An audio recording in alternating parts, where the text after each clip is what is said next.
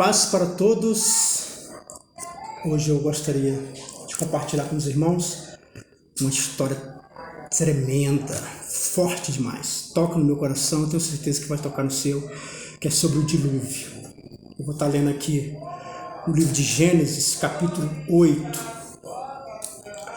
que diz assim: Lembrou-se Deus de Noé e de todos os animais selváticos e de todos os animais domésticos que com eles estavam na arca. Deus fez soprar um vento sobre a terra e baixaram as águas, fecharam-se as fontes do abismo, também as comportas do céu, e copiosa chuva dos céus se deteve.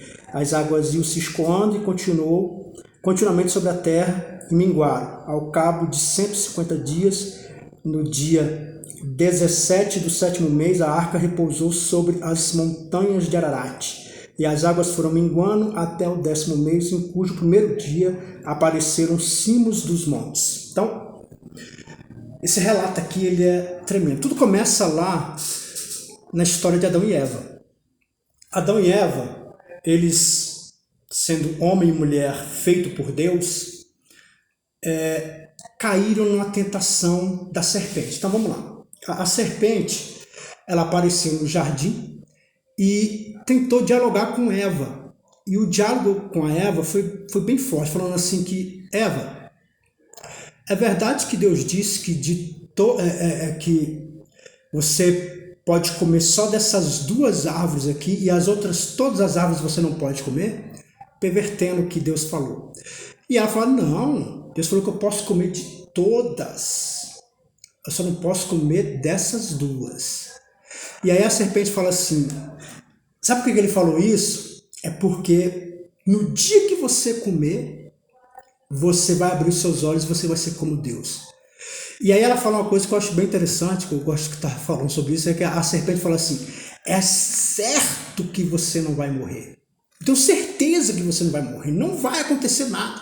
Então, esse ser que até então não aparece nos relatos, o livro de Gênesis está relatando, de repente aparece esse ser que se opõe claramente àquilo que Deus falou, ao ponto de dizer para Eva que ela, a serpente, é que diz o que é certo e o que é errado. E Eva, ao ser seduzida por essas palavras, ela pega o fruto e morde, e come do fruto. Ao comer do fruto, ela então desobedece aquilo que Deus falou. Porque no fundo é isso que a gente quer dizer para nós mesmos o que é certo e o que é errado. Eu não quero ninguém dizendo para mim o que é certo e o que é errado. Eu mesmo quero decidir para mim o que é certo e o que é errado. As pessoas são assim, elas vivem assim, elas falam assim todo o tempo, elas dizem aquilo que é certo. Os mandamentos, só tem que amar a Deus e o próximo. Só tem que aprender a amar o próximo. As pessoas vivem colocando regras. Eu acho que é assim, eu acho que é assim. Todo mundo quer, na verdade, ser dono do seu próprio destino, ser dono da sua própria vida. E foi isso que a serpente fez. Mas não é Deus que decide as coisas. Quem decide é você. Quando você comer, você vai ser igual a Deus. Você vai decidir o que ele quer certo e o que ele quer errado. E a partir daí, Deus aparece na história e vem o castigo. O castigo que a mulher tem são as dores do parto. Do homem é o trabalho. Mas da serpente é que é interessante. Ele fala assim que a descendência da serpente vai lutar contra a descendência da mulher. Presta atenção. A descendência de um com a descendência de outro. Ora, mas a serpente não tem descendentes. Mas o que o texto está querendo dizer é que pessoas que começam a que sai fora da vontade de Deus, essas pessoas são descendentes das trevas. Assim como as pessoas que fazem a vontade de Deus, elas são descendentes de Eva, ou seja, da mulher. É claro que também está se falando aqui, está se falando de Jesus Cristo. Mas é interessante quando você vê que uma descendência iria se opor a outra descendência. E esse é o resumo da Bíblia. Você logo vai ver que vai surgir os cananeus, os heveus, os heteus, que são descendências da serpente, porque são rebeldes, fazem aquilo que está no coração, são pessoas que dizem o que é certo para ele e o que é errado.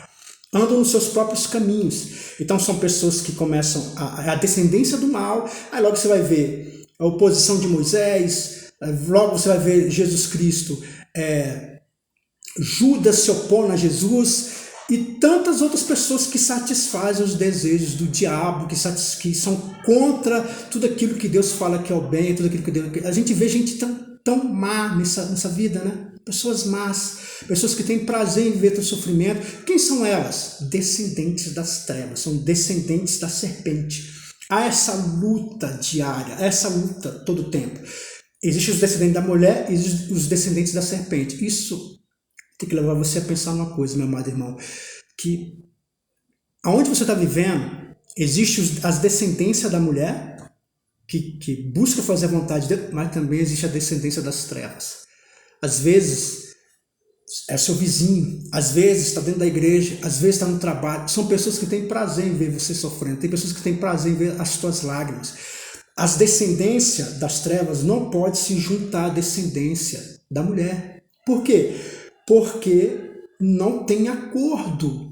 Um sempre vai ser contra o outro. Então, você tem que tomar cuidado, meu irmão, porque o mundo é mau. As pessoas são más. Existem muitas descendências das trevas. Não sai confiando em todo mundo, irmão. A Bíblia fala que você tem que ser simples como a pomba e prudente como a serpente. O que quer dizer isso? Que você tem que ficar mais atento. Sabe, às vezes as pessoas elas estão tão acostumadas com a sua inocência que elas falam na tua cara que te odeiam. Elas deixam isso claro nas falas delas, na forma com que elas agem, e a gente vai aceitando, sabe? A gente fala, não, a pessoa não quis dizer isso, não quis dizer aquilo. Ela quis dizer exatamente isso. E quando as descendências das trevas ficaram muito numerosas, o que Deus fez? Ele falou assim, eu tenho que matar. Não pode só a erva daninha crescer, eu tenho que matar, tenho que acabar com isso. E aí veio o dilúvio, justamente por causa disso, porque havia uma descendência das trevas que tinha se crescido demais. O homem tinha se tornado muito mal, feito coisas muito malignas. E aí Deus agora vai trazer o dilúvio para acabar com todas essas pessoas.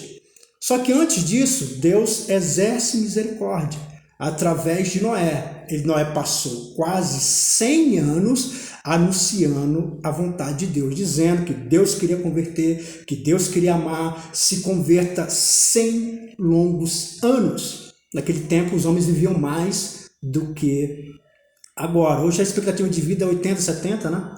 Diz que no Brasil até aumentou, né? Mas é por aí, 80, 70, né? A expectativa de vida. Naquela época a expectativa de vida era 400, 500, 600 anos. Então Noé, com 150 anos falando do amor de Deus, pregando, falando, mas as pessoas endureceram o coração. Porque os filhos das trevas, irmãos, sempre vai endurecer o coração. Eles nunca vão aceitar a mensagem de Deus. E aí acontece que chega o grande dia onde Noé entra na arca. E aí até me fizeram uma pergunta hoje no grupo, né? Escola de Profetas, né? O Reinaldo está aqui. Um beijo, obrigado por você estar aqui no grupo, você está aqui no canal do pastor André Batista. O Wellington também entrou agora, né? Fica na paz e na graça aí, o Wellington, que Deus possa te abençoar. Anderson, Andressa, tanta gente aí bacana aí, amiga, Claudinha, obrigado a todos vocês que estão aqui acompanhando o canal. Então, o que acontece? Quando ele entra na arca, aí tem uma pergunta que me fizeram, né? Que o dilúvio é universal ou ele não é universal? Ou seja, ele foi no mundo todo ou não? Na verdade, segundo os relatos que a gente lê aqui na Palavra de Deus, dá a entender que foi algo universal. Fora os relatos da Bíblia, existem também relatos no Oriente Médio Antigo, em algumas histórias da Mesopotâmia, tantos outros... Ganache fugiu a memória, depois eu falo para os irmãos aí, é um texto muito citado, né?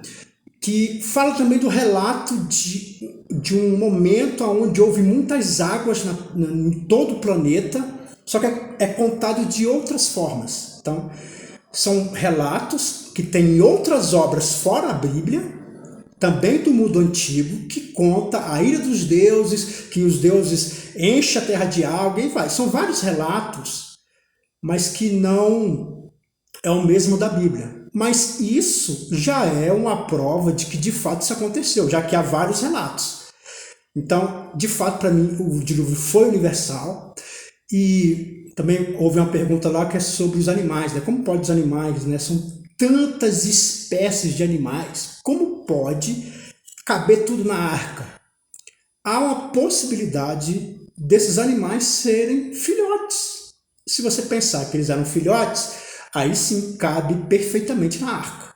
Então, no meu entendimento, o que está escrito no livro de Gênesis é literal. Porque se não for literal, então logo você vai ter dúvidas de outros relatos. Então o que é literal, o que não é? A verdade é que Gênesis são sementes da verdade que vai ser exposto no Novo Testamento. Então, o que está escrito no livro de Gênesis é literal. De fato aconteceu. E ele entra na arca, coloca os animais como lhe é ordenado, e lá dentro da arca, irmãos, vem as águas e acaba com tudo. Acaba com tudo, as águas vêm, aquela coisa terrível. E depois, a Bíblia fala, que é o texto que eu li, que Deus se lembra de Noé. Não que Deus tinha se esquecido, Deus não se esquece, né?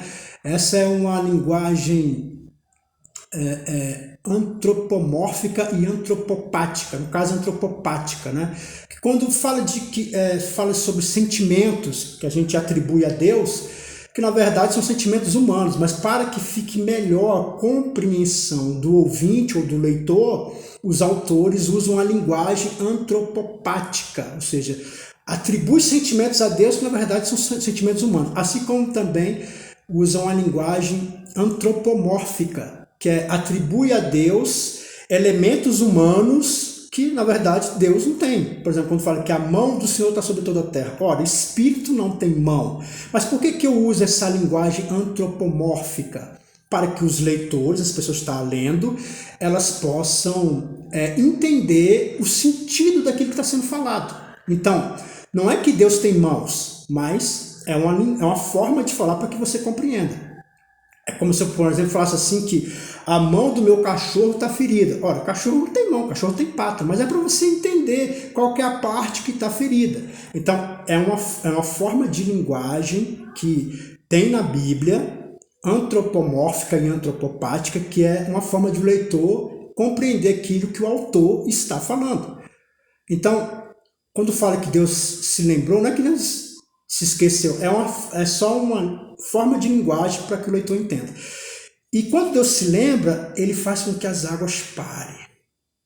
Ele faz com que as águas parem. Então, dentro da arca devia ser algo muito complicado se viver lá dentro, né? Muito difícil. Um lugar fechado, a palavra de Deus diz que só tinha uma janelinha que estava lá em cima, e fora os cuidados com os animais, com tantas espécies de animais, alimentar, limpar as fezes. Então, a arca não devia cheirar bem, com certeza não devia cheirar bem, porque foi quase 2 anos que eles ficaram no mar, até Deus achar graça e abaixar as águas, porque houve morte, né, em todos os sentidos ali da criação. E o que é mais interessante, irmão, é que quando Deus acha graça e Deus... Porque esse é um ponto interessante aqui, irmão. Quando eles entraram na arca, eles ficaram mais de quase 2 anos naquela tribulação. Porque muitas vezes Deus acha graça, irmão, de nos dar um tempo de tribulação. Sabe? A gente vê muita irmãos pregando aí do Deus maravilhoso, né? Do Deus que só quer fazer o bem, nada mais do que isso, né? Vá para a igreja porque Deus vai te dar um carro próprio, vai te dar uma casa, vai te dar uma esposa, você vai ficar bonito, né? A gente tem muito isso, né? A gente pregando isso, que não é de todo uma mentira. De fato, Deus acha graça de abençoar os seus servos na terra. Boa parte deles, pelo menos. Mas Deus também prova a nossa fé. Deus também dá momentos de provação. Por que isso? Por que Deus faz isso? Porque o nosso céu não é aqui, meu irmão. Teu céu não é aqui. Sabe, se tudo dá certo aqui, irmão, quem quer sair daqui? Se tá tudo dando tão bem, tudo, sabe, comida boa, casa boa, tá tudo indo bem, você não vai querer sair daqui nunca. Nem você e nem eu. As coisas às vezes elas desandam para nos lembrar que o nosso céu não é aqui. Teu céu não é aqui, o meu céu não é aqui, o nosso céu está lá, na glória. Eu vou depois falar mais sobre isso. Eu acho uma história tremenda, mas não quero me alongar. Que Deus possa abençoar grandemente sua vida. Eu quero pedir que você se inscreva no canal, que você dê o seu joinha, compartilhe esse vídeo, para que Deus possa estar abençoando mais vidas. Amém?